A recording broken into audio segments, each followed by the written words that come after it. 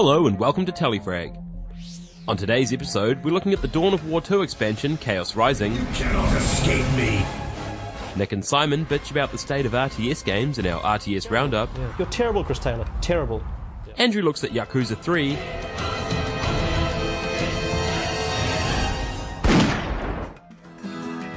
And we dissect Tony Hawk's Ride. Kids, don't try this at home. Now we look at Chaos Rising, the expansion to the sequel of Dawn of War.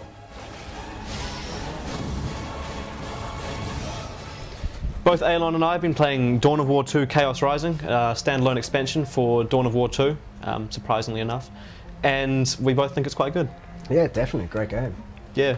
The single player, in my opinion, was fantastic. I haven't quite finished it yet, but so far I've loved every second of it. It's got hammy voice acting, just like Command & Conquer.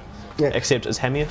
Yeah. It's a really great step up from the original game. I mean, it takes the exact same formula where it's not your traditional real-time strategy game. Instead, you are in charge of sort of four units in each mission. It's more like Diablo with four dudes. But it's a lot of fun. You level up your guys. You get loot and better equipment to give them each mission, and it's all plays in how you're going to tactically use them to get past each mission. But the big difference between this one and the last one had a lot of side missions which were repeat missions. Here, they're gone. So the game, it's a lot shorter, the single player, but it's much better structured. It's definitely a quality over quantity thing. Yeah, it is much shorter. I mean, I'm almost near the end and I've only played about sort of 5 hours of it. I think I'll be done in about an hour's time. Certainly, if you play on the harder difficulties, I think it'll be longer because you need to put a lot more time into the strategy of it. As a game, the missions are really well formed, and there's a new feature, and that there's chaos. So in every mission, you've got the choice of doing something sort of unspeakably evil, like blowing up towers to kill things, which saves you time and it makes the mission easier. But and it also attempts you to do this because you get chaos powers, you get better powers, or you can try and stay pure and sort of do things the hard way. And it's much harder to stay pure, but you get rewarded late game with better powers. As a single player game, it's very solid. It's shorter. And I mean, it's $40 US on Steam, so I'm not entirely convinced that if you bought the original, the expansion is worth it for 5 hours, especially because you can play online multiplayer with people who have the expansion. You just can't choose to play as Chaos. However, if you didn't buy the original, it's $50 US on Steam for the whole pack, which is a fantastic deal. I mean, I'd buy them both in a heartbeat. Yeah. I mean, that's a good sort of 30 hours of gameplay there in single player alone. In terms of multiplayer, it's quite a different experience. There's no base building. It's much more.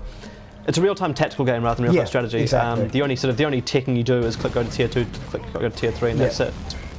It's based on map control, so there's no sort of resources to mine. There's no macro game like in StarCraft or Supreme Commander. It's very much taken the formula from company that Relic developed for Company of Heroes.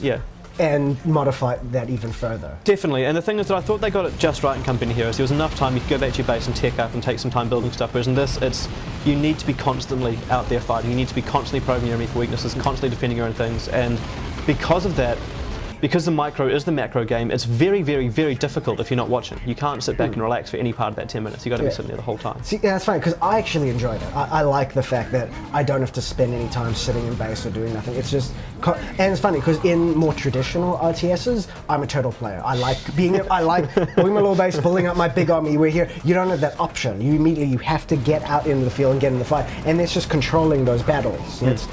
And you're right, it is controlling every intricate detail about that battle. Where is your unit going? Which unit they're attacking? Which powers are they using on which target? But I enjoy that. I just find it so much fun.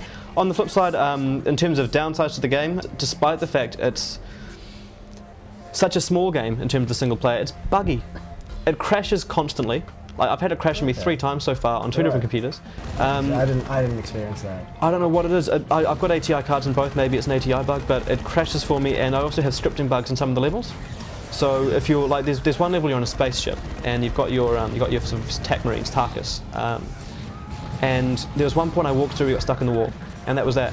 The mission, like, it kept going on. I kept being able to go through and shoot things, but no scripted events happened. There was no speech, no triggers, triggered. He was just stuck there, and I couldn't move him. And the game saved at that point. I've got to start again, pretty much. I mean, and fail the mission as well by quitting out. Exactly. So it's one of those things where I'm kind of surprised that would happen, and it's happened a couple of times. There's a couple other missions where things have gone, slightly off kilter. And considering it is only 5 hours, and the missions are so tightly and well integrated, so tightly done, I'm amazed there are still bugs in it. So I guess final thoughts for me are that I really enjoyed the game. The single player so far has been fantastic. The voice acting and the whole sort of hammy aspect of it is just awesome. It's just great. It feels epic. It really does feel epic. And it really does fit into that Warhammer 40k world, you know? Yeah, yeah. Multiplayer wise, if you're looking to play reasonably hardcore, it caters to you.